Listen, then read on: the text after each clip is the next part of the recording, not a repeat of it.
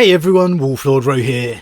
Today we're discussing the Praetorian of Terra, Rogal Dorn, with the frustrations he faced throughout the heresy.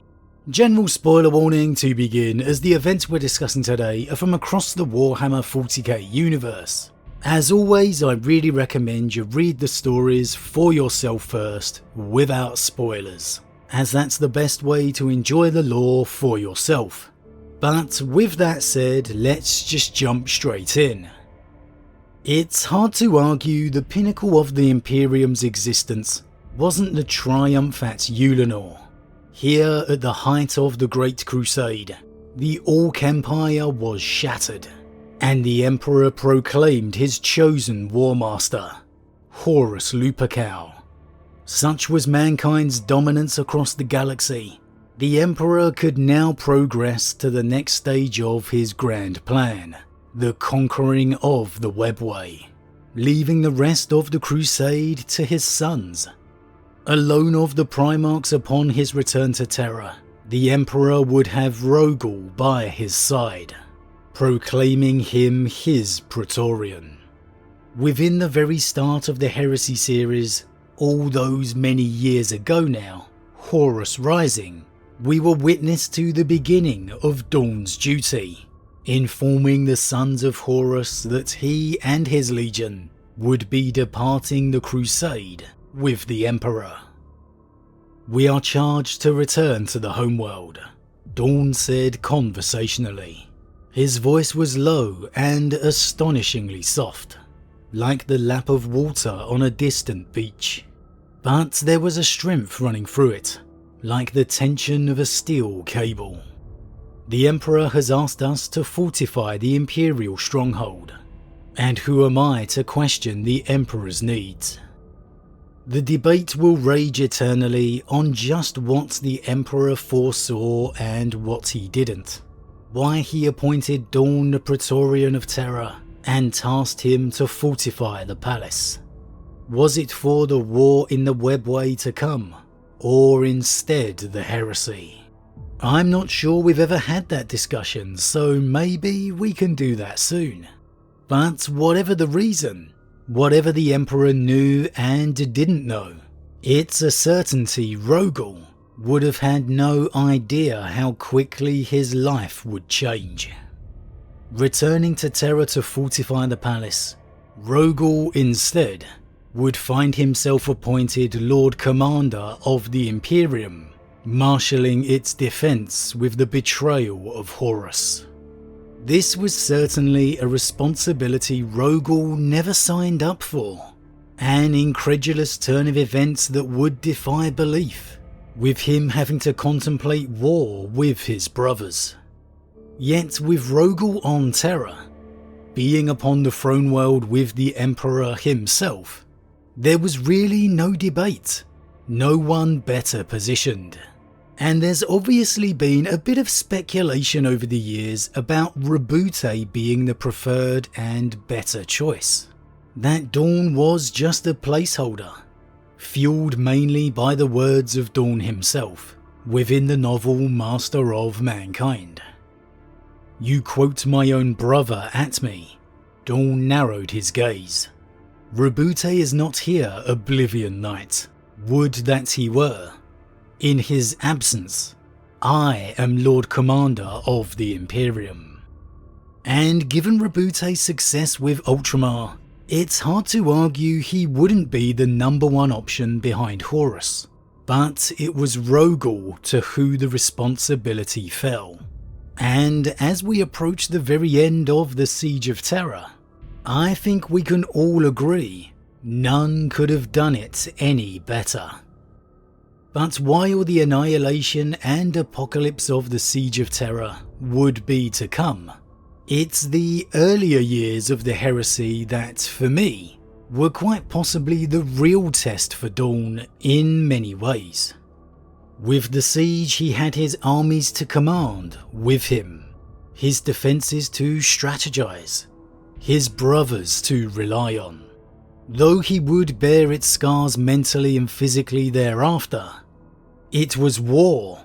It was a siege. His realm. With the years earlier, with word of the heresy breaking, the Imperium responding and reacting as best it could, and the warp storms beginning to plague the galaxy, there, Rogal was to command away from the theatre of war, left to wait weeks, months to hear reports and messages, to hope his instructions would be played out, with no real way of affecting the outcome, for by the time he received word of what had transpired, the battle or event would be long gone. That is a true test for a Primarch. The test of inability, of inaction, of patience, and reliance. There's examples of it throughout the entire heresy, as Rogal did what he could to stem the tide from Terra, to prepare the throne world for what's to come. Even after his brothers had begun to arrive at Terra, it was still a struggle, with Rogal having to deal with relationships as a brother, not a soldier.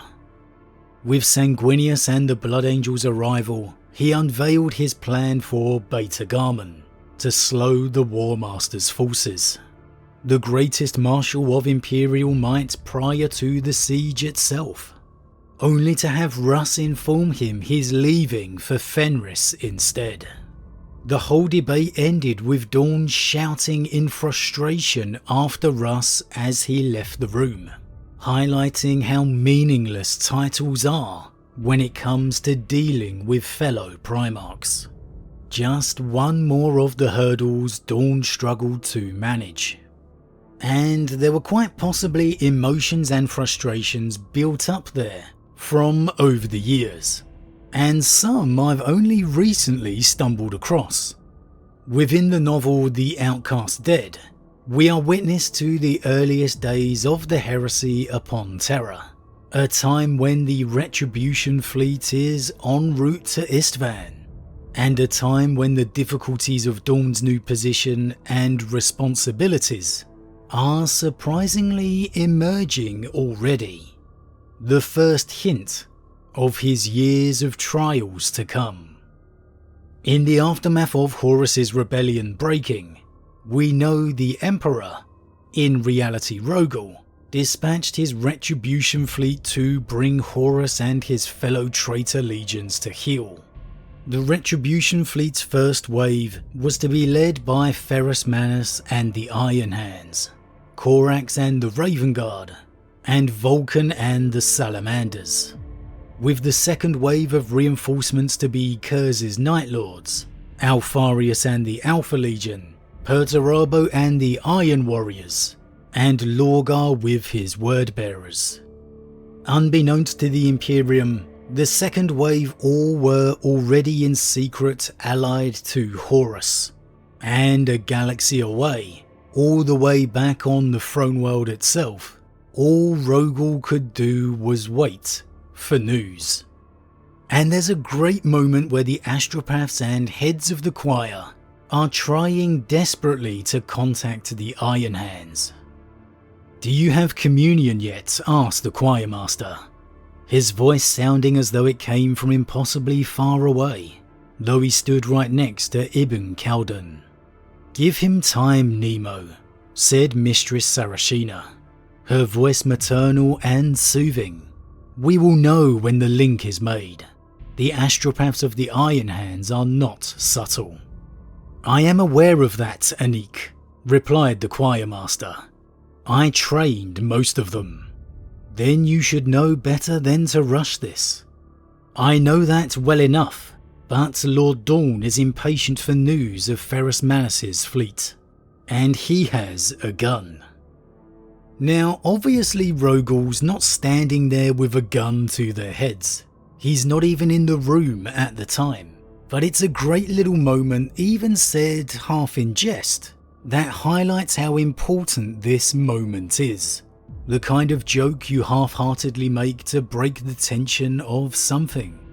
But even there in that line, Dorn's presence weighs heavy.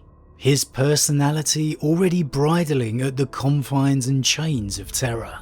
laying the pressure on the servants beneath him, in something that would only get worse as the years go by. I know that well enough, but Lord Dorn is impatient for news of Ferrus Manus's fleet, and he has a gun.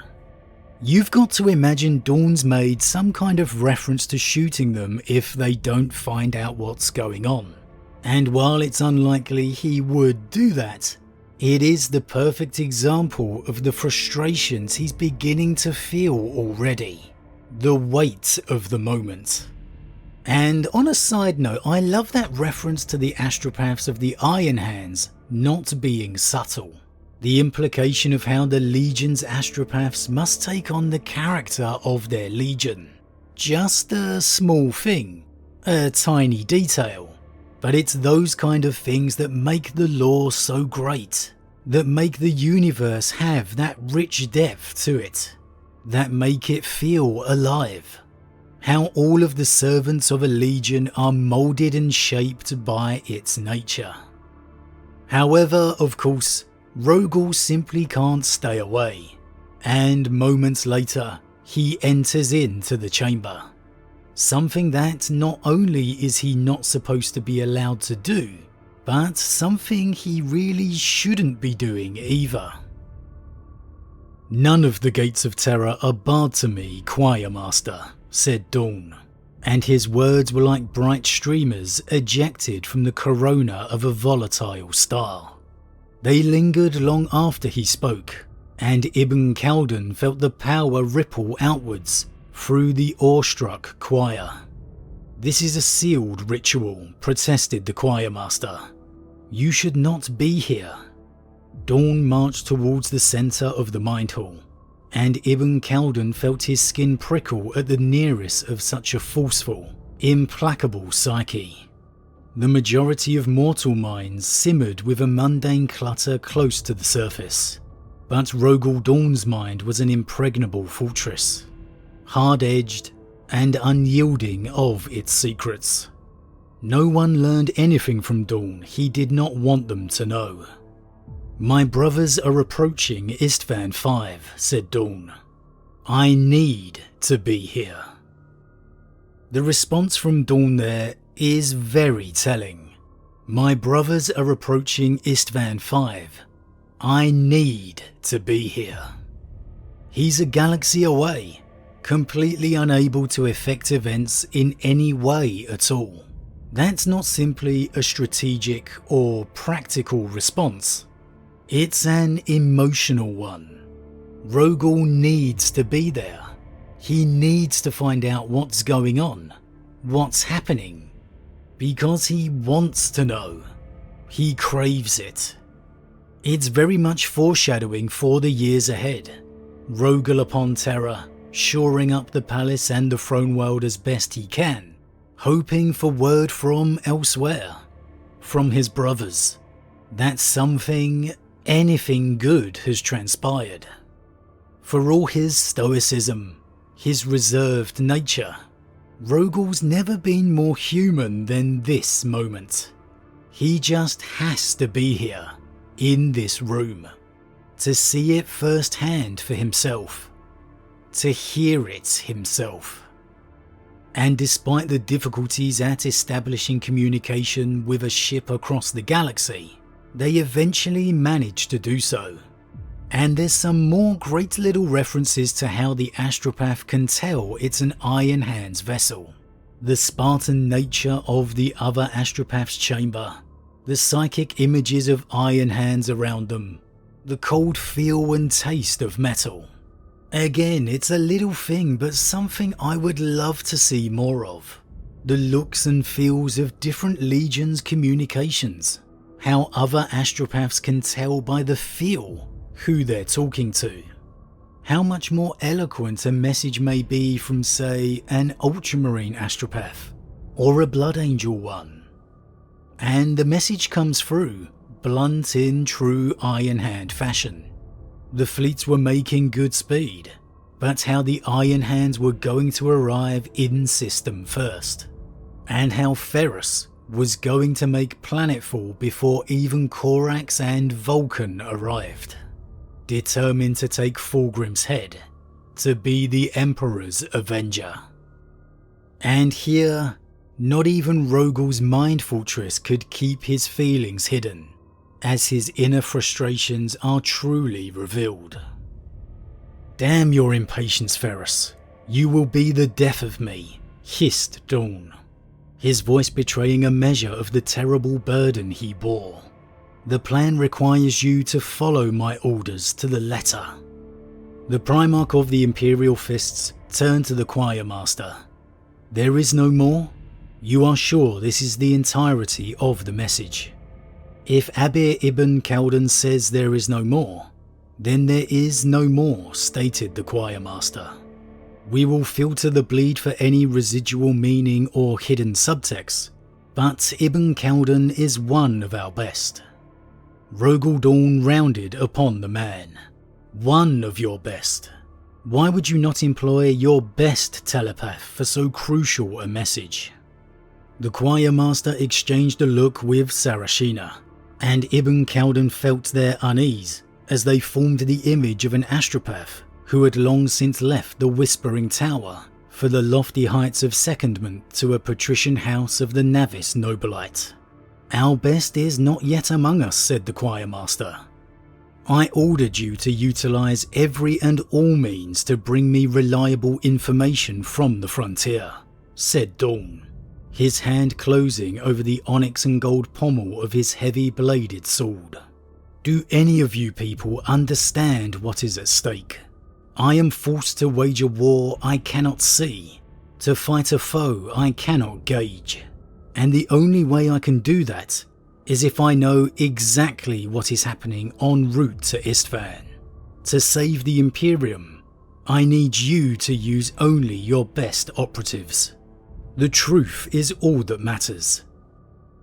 And there it is, that small little description, his voice betraying the terrible burden he bore.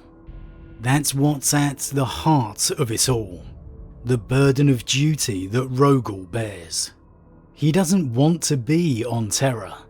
He wants to be out there, leading from the front, getting the answers for himself, and bringing the Emperor's vengeance. Yet he's not. Duty demanded he return to Terra, and now duty demand he remain. It's a cruel fate for Rogal in reality. And even here, at the very beginning, before the tragedy that follows transpires, Rogal already feels the weight of his responsibility, bridling at his chains to Terra.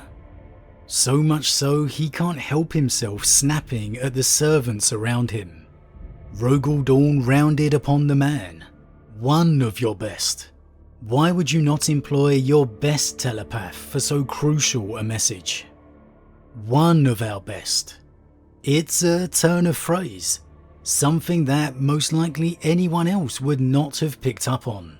Yet Rogal, in his frustration, nails down on it straight away, looking for any flaw to be exercised.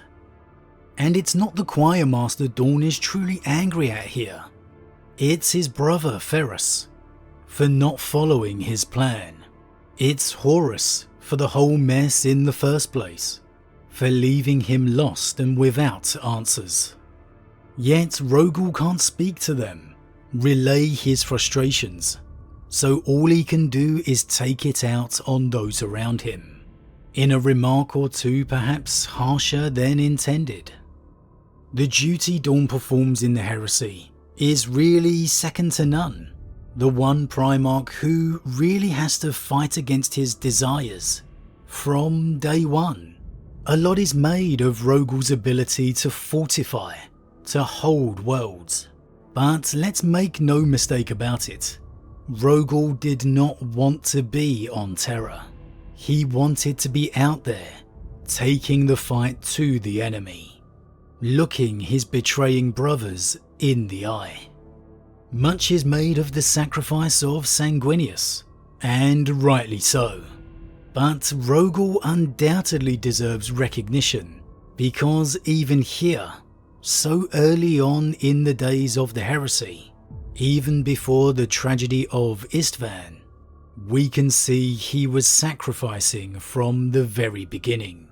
Yet not once did he break, not once did he give in to those frustrations. He did as Rogal always would. His duty, from the very beginning of the heresy to the very end. But as always everyone, what do you think? Are you surprised Rogal felt such frustration so early on in the heresy? Is it something you would have expected the Lord Commander to be more in control of? Or considering the situation, the betrayal of Primarchs, his own brothers, something so completely unbelievable, is it simply a human reaction?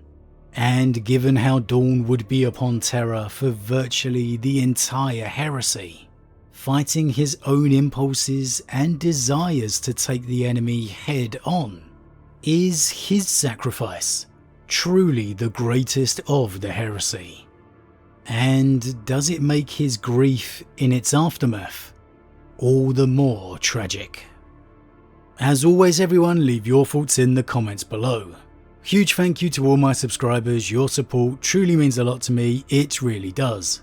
If you're new, please consider subscribing to help the channel grow. And if you enjoyed this particular vid, then why not drop a like on it too.